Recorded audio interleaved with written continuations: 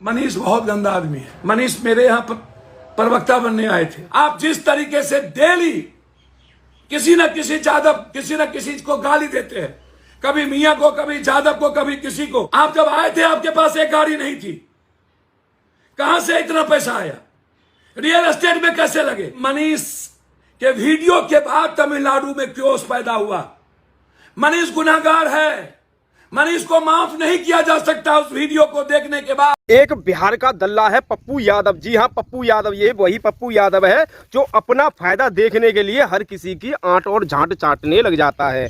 आजकल ये तेजस्वी यादव को खुश करने के चक्कर में मनीष, जी हाँ, मनीष कश्यप को बहुत गरिया रहा है, बहुत गालियां दे रहा है और गंदी गंदी बातें कर रहा है। तो मनीष कश्यप से पूछ रहा है ये कि तेरे पास इतना पैसा कहां से आया और तेरे पास इतनी फंडिंग कहां से आई, और तेजस्वी यादव तो के ऊपर क्यों बोल रहा है। तो मैं तुझसे पप्पू यादव, मैं तुझे एक बात बता दूं, सुन मेरी बात। तू है झांटका वाल मनीष कश्यप के इस बराबर का। पहली तो एक बात सुन ले, अगर उसने इतना जो नाम कमाया है, ठीक है ना, मनीष कश्यप ने वो कमाया है कहाँ से? अपनी मेहनत करके, अपनी रिपोर्टिंग करके, गली गली मोहल्ले मोहल्ले जाके जूता घिसके। समझ में आ रही है ना पप्पू यादव? तेरी तरह चाटुकारी करके नहीं कमाया। और तू सोच रहा है कि जो बिहार का जो उप मुख्यमंत्री बन गया है तेजस्वी यादव करके, ठीक है ना, तू उसका दायां चाट चाट के मुझे मंत्री पद दे देगा, तो वो तो होने से रहा नहीं। समझ में आ रही है नहीं? ऐसा तो हो नहीं सकता। एक मतलब भी 1% भी अपने दिमाग में पहले तो ये डाल ले तू।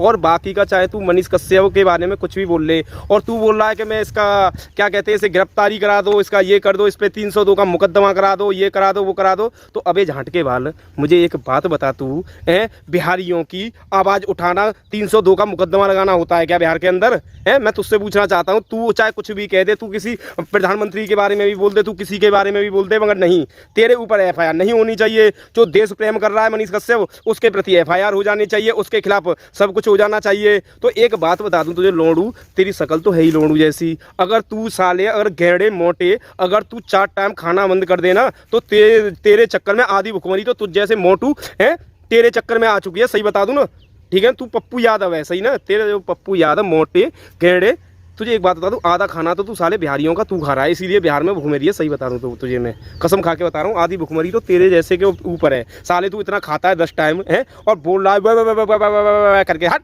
ठीक है, तू है झांटका वाल। पहले तो अपने दिमाग में ये डाल ले। समझ में आ रही है नहीं आ रही? तो मनीष कश्यप के सपोर्ट में हम जरूरत पड़ेगी तो कान खोल के सुन ले पप्पू यादव, ध्यान से और दिमाग में डालकर। बिहार भी आ जाएंगे, जरूरत पड़ेगी यूपी में भी रहेंगे, जरूरत पड़ेगी हिंदुस्तान के हर कोने में आ जाएंगे, क्योंकि वो देश के लिए सेवा कर रहा है और देश के लिए, धर्म के लिए। उसने कोई आंटू झांटू बन के तलवा चाट के पत्रकारिता नहीं की, उसने डंके की चोट पे की है। हम उसके समर्थक में, और हम जैसे भाई उसके हमेशा समर्थक में रहेंगे। समझ में आ रही है? और हमारे समर्थक का मतलब तू समझ रहा है ना पप्पू यादव? बहुत तगड़ा समर्थन है हमारा। ध्यान रखना, जहाँ भी हम खड़े हो जाते हैं ना, वहाँ लाइन लग जाती है। समझ में आ रही है या नहीं आ रही? तो पप्पू यादव अपने दिमाग में और कान खोलकर एक बात सुन लियो ढंग से, मनीष कश्यप के सपोर्ट में हिंदुस्तान पूरा। और मनीष भाई, आप हमारे बड़े भाइयों, काम करिए, सपोर्ट में है। ये जैसे ऐसे आंटू झांटुओं से मत डरिए, ठीक है ना? डरने की जरूरत है ना, कोई मतलब नहीं है। आप निर्धर होकर पत्रकारिता कीजिए और निर्धर होकर मतलब पूरे जोर शोर से बिहारियों की आवाज़ उठाइए, बिहार के लिए करिए जो आपके लिए बिहार के लिए किया है। कोई अन्यथा कोई सरकार में रह के भी नहीं कर सकता।